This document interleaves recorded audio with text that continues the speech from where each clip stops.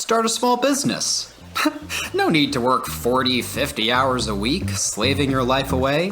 Obtain financial freedom. Be your own boss and create your own destiny. Locals are the new superstars. The path to country club membership and a leased Mercedes-Benz is paved in gold as you take your business trips to Orlando or Vegas. Validation from your in-laws is just an LLC and Facebook business page away. At least, that's what they tell you anyways. Through social media, websites, and targeted ads, you're sold an image. Small business owners seem to walk on water. You'd think you're the last person on earth working a regular job with a regular boss. But there's trouble in paradise, and its name is in over your head. People start looking to start their own business, don't know what they don't know. But that's why we started our Small Business Confidential podcast, to share what we've learned from years of experience. There's not a lot of people in on this, so remember, dear podcast listeners, you heard it here first, off the record, on the QT, and very hush-hush. All right. Hi, everybody. This is Mike Riley for the Cleveland Real Estate Investor and also our smaller podcast, Small Business Confidential. And we're talking about some upcoming important news for Cleveland Heights, where I live, where we own property, where A'marri lives, where Brook lives.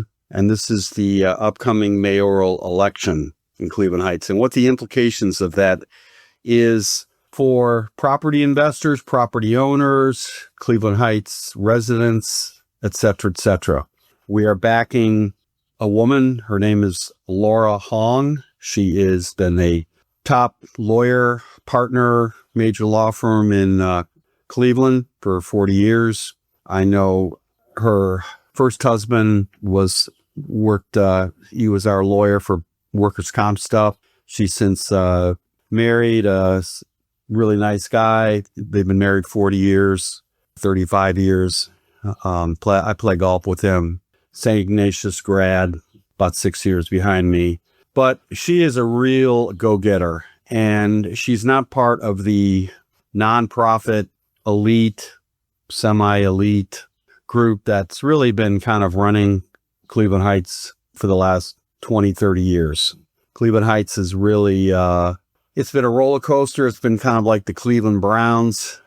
We thought we had a really good mayor coming in about 3.5 years ago, like the Browns thought Deshaun Watson was going to work out. Guy turns out to be beyond incompetent. He's about to be recalled in his last couple months in office. So we've got Laura Hong, and then we've got 4 other candidates running, all nice people, all very well qualified, but all cut from basically the same cloth. So how do we get somebody who is the embodiment of what Cleveland Heights needs, which is change? So how do we get this person elected to turn around Cleveland Heights and make it really an opportunity for investors out there to jump back in and get a city on the rise? So let me turn over to A'marri. You go first. You grew up in Cleveland Heights. You've been connected to this company for 8 years. So your thoughts on this election and what we want to do to get Laura in the mayor's seat? Well, I think this is an opportunity, like we've had opportunities in the past, for what we keep talking about, which is the real change that we want to see in Cleveland Heights. You know, a lot of the conversations, that I'm having with people, my age, outside of, here is just how much potential, we see for Cleveland Heights and, some of the good things we see in some of the other cities. And I think with Laura, there's this little beam of hope, just that we want to make sure is actualized and realized. And, just from being supporters and actually starting to see some of that change that we've been talking about, whether it's the vacant homes, whether it's the retail, whether it's the poor state and of a lot of these different areas where, some parts of Cleveland Heights you go to, and even if it's not on the border of East Cleveland, it feels like East Cleveland. It feels dilapidated and deteriorated, and, like the community just doesn't really care about it. And I think it just has this snowball effect, this positive feedback loop of apathy, in the residents, where you just kind of end up turning a blind eye to it. And I've had to check myself even on that kind of a mentality where it's just like, well, that's just what that is. That's just what that area is. And you don't even really think about it. So I think what we talked about before with some of the strategic pop-up signage, in front of Severance or in front of a vacant house is kind of a wake-up call for residents who've gone through that same kind of apathy where it's just you accept it. You're bogged down with your day-to-day life, work, kids, whatever it is, and you just kind of, well, that house has been there, whatever. It's just you gotta attack the apathy. You get numb to it. Yeah. What's your thoughts, Brooke? Growing up here now, taxpayer, resident? Yeah, I mean, I just want someone who's, not gonna do the endless studies and focus groups. And I want someone who's gonna come in and take action. And that's what this city needs. So whether it's I think a real good example of this city's incompetence is if anyone in Cleveland Heights is listening, if you're driving up Compton, they put those stupid roundabouts, spent money hiring contractors to build these roundabouts. And there's potholes on all the side streets. There's potholes going up and down Compton. If I was mayor, I would have put stop signs at each intersection. I don't know how much a stop sign is, probably a couple $100 versus. Well, they've had stop signs there, and it's kind of random. Well, no, I'm saying you put stop signs on both, right? So you have 4 stop signs. Going up Compton, there's usually just 1 stop sign, or there's 2, right? So if you're going perpendicular, spend a couple $100, put stop signs in at every intersection so that you're stopping. You're spending $200 a stop sign. I don't know how much they spend on roundabouts. $20,000 per roundabout. And meanwhile, you're still dodging these potholes. That's a roundabout. So it's how about making more potholes? That would really slow down traffic. I would have loved to be in the focus group or the decision planning where there's probably someone who's saying, hey, how about we just put some stop signs in, save the taxpayers thousands, save the city and, let's fix these roads. No, let's put in roundabouts and put in a garden in each roundabout. It's what, there's just no plan. Yeah. Well, I think at the root of this, there is a lack of accountability. We talked about this before. And look, if you have any kind of viable business, you have to meet payroll, which means you have to generate income, which means you have to generate customers. You have to have a product that is driving customers to you. If it's not working, you got to make some changes because you're getting the feedback from the marketplace. Marketplace is either supporting your business or it isn't. In Cleveland Heights, nobody is listening to the residents. They're listening. Yeah, they're having listening tours, but nothing happens with it. It is beyond ridiculous. It's almost becoming a caricature of endless listening tours and surveys, and then they don't do anything about it. And you've heard me talk about, in past podcasts, we talk about Cleveland Heights and, and the vacant houses that just sit there next to neighbors that then get a point of sale notification literally Laura Hong said last night at one of her town hall neighborhood meetings, she said, I just got a notice that I got to trim back my rhododendrons because they're touching the house. You've got to be kidding me. On the next street over, there's a vacant house. Yet they're doing these systematic street-wide violations. And when you talk to some people, like in city council, they talk about how important it is, but it's not connected to reality. People don't want that. Residents didn't want the roundabouts. All they wanted is, the up and down traffic, like the Indy 500 that was happening on the streets. Now, you can test drive it, but then why don't you ask the residents, is this working? Why don't really involve them in the decision-making process? And I think that's where Laura Hong is really cross our fingers, a breath of fresh air.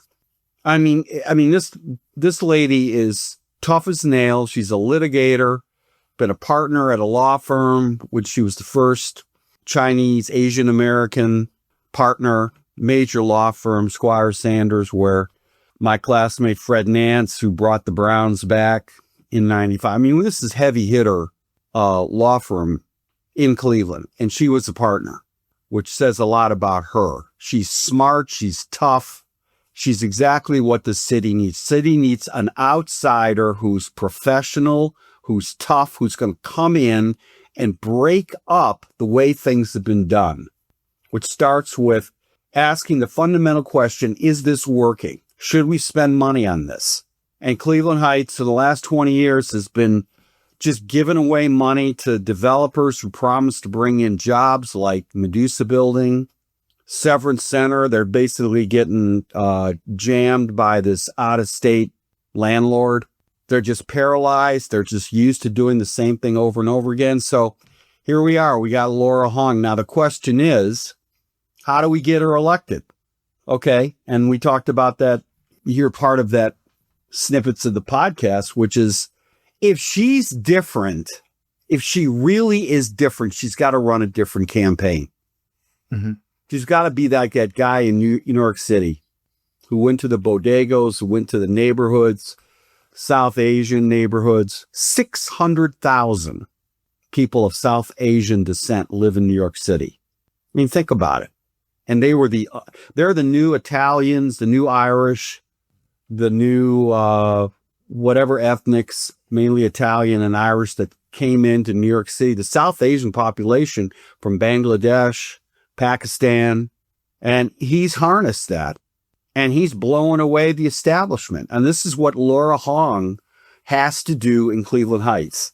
She has to tap in to that craving for change. So if she runs a candidacy doing the same old, stick a sign that says Hong on out there, trust, leadership, effectiveness, whatever, it's just going to look the same. Your thoughts, A'marri? Who do you think that...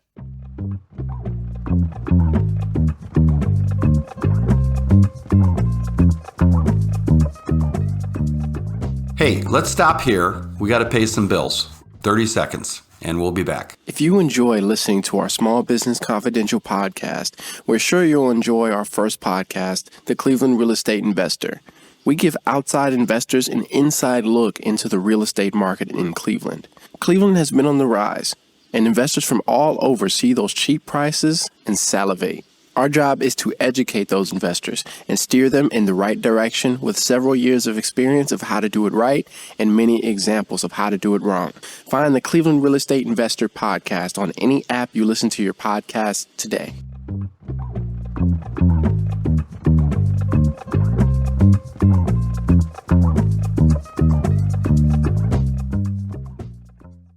Target audience is, like you're talking about the guy in New York, how he was able to identify and target those people who were more so marginalized and, their voices weren't as, prioritized. Well, Who is that? Well, Nice.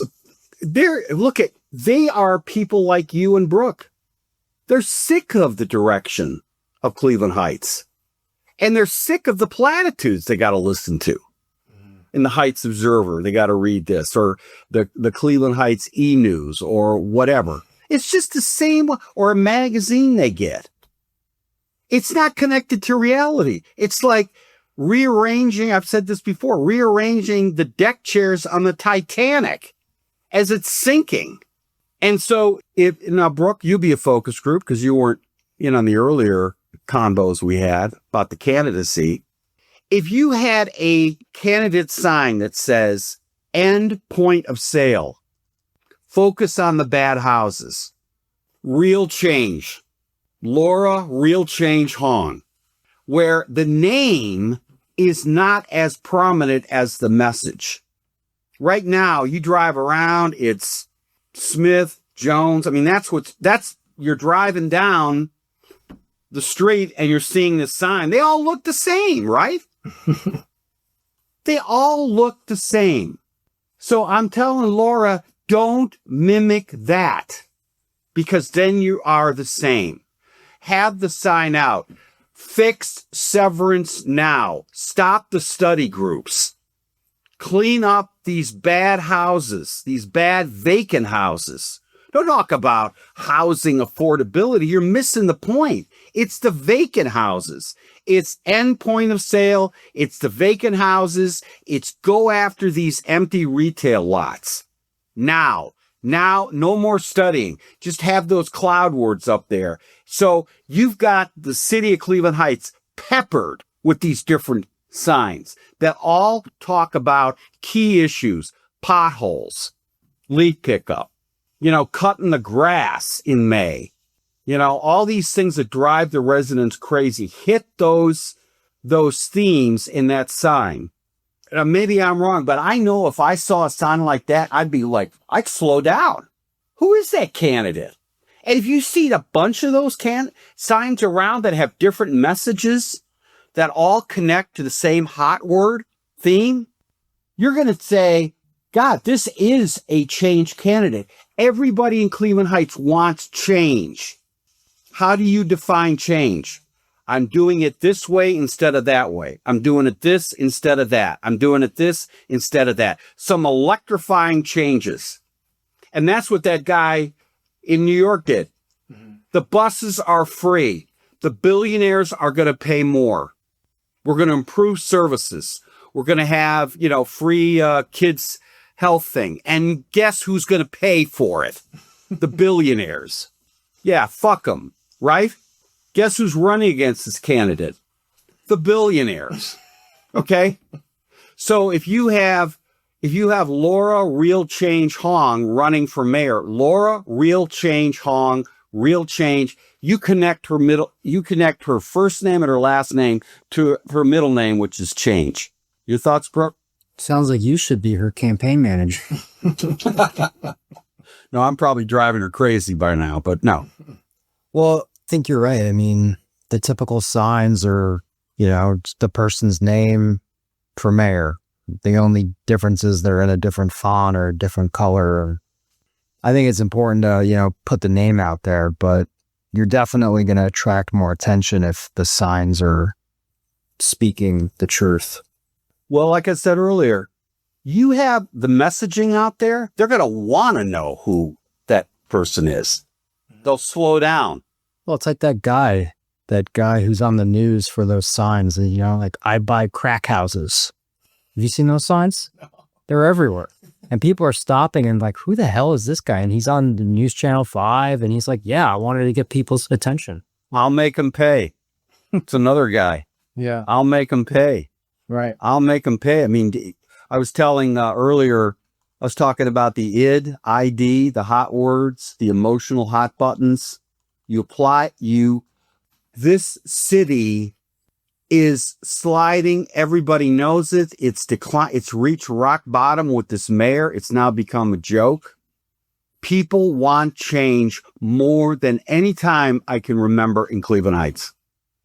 They're fed up with the direction. Fed up. It is like dry kindling waiting to be lit. That fire is change. Laura has to ignite it. And she ignites it by coming at it, by lighting these matches. And that's what Trump did, 2016.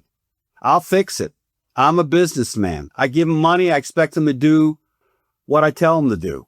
Whoever talked like that as a candidate? That's why people voted for him. Meanwhile, you got Hillary position paper Clinton talking about all the studies and the smart things she's done and all the credentials. And here you have Trump running the anti-establishment candidacy. And that's what Laura has to do. And she went to a Trumper fundraiser last night in Cleveland Heights.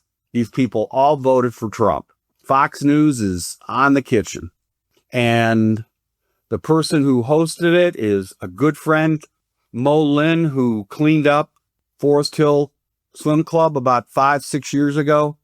really turned it around, a real go-getter. And all these people there, must have been 40, 50 people there outdoors. Laura nailed it. They were lining up. They were peppering her with questions, stuff like that.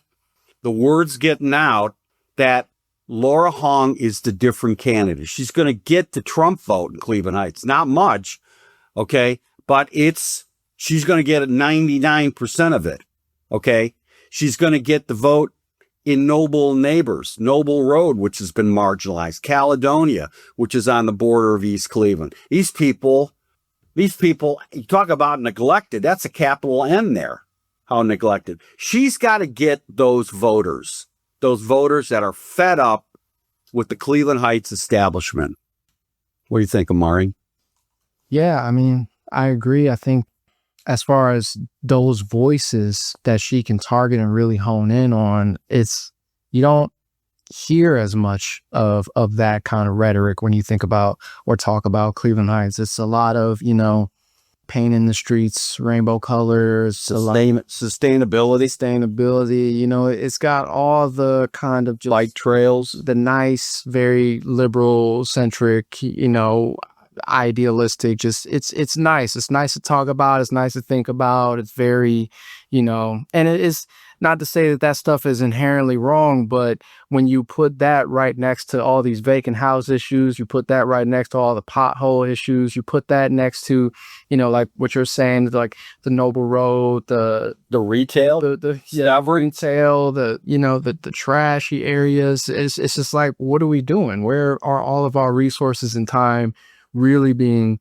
allocated to? So, and that's, like we said, it's like we're having those conversations amongst each other or our friend groups, our talks, but in the broader sense of the Cleveland Heights narrative, that's not really what's talked about. So I think bringing that more to the forefront will be very powerful. Brooke, can you imagine if what they did in Shaker, Van Aken, was at Severance? Mitchell Ice Cream, North Star, Brassica. Shit, I would take what they have at like Steelyard. Yeah. I mean, that's Severance has been like that for 10 years. IKEA, Trader Joe's, Target. Yeah. Yeah. No. You know what? And that's part of the establishment that has been studying this to death for 10 years. I mean, it is a total waste of time. And meanwhile, you got Coventry with 4 vape stores. Really? I mean, I'm just waiting for the dollar store. Look at Fairmont Cedar. We get a grocery outlet at the old Russo's. We don't get Trader Joe's. Well, that's the landlord. Yeah, look at the owner. You put heat on the landlord. That thing sat vacant for 2 years. And that's where, when you talk about who's been developing Cleveland Heights, what do they got to show for it? They got no Van Aken, and there's no accountability. There's no kind of, how did you guys come up with the roundabouts? How did that happen? Okay. I mean, we run a business. We got a job that goes south. There's questions that are asked. Right. I'm going to listen to how you studied it. And we did the survey. Obviously, you fucked up, right? I don't hear that. So, look at investors who don't live in Cleveland Heights. Look at you. If Laura Hong gets in as a mayor, it is time to invest in Cleveland Heights because change is coming. We just got to hope that Laura Hong runs that change candidacy, and we got to start pushing that message out. And we will keep everybody posted for the next 2 months. Now, Brooke, you got to do dad duty. You're out of here. Oh, yeah. Okay. All right. Thanks, A'marri. All right. Thanks.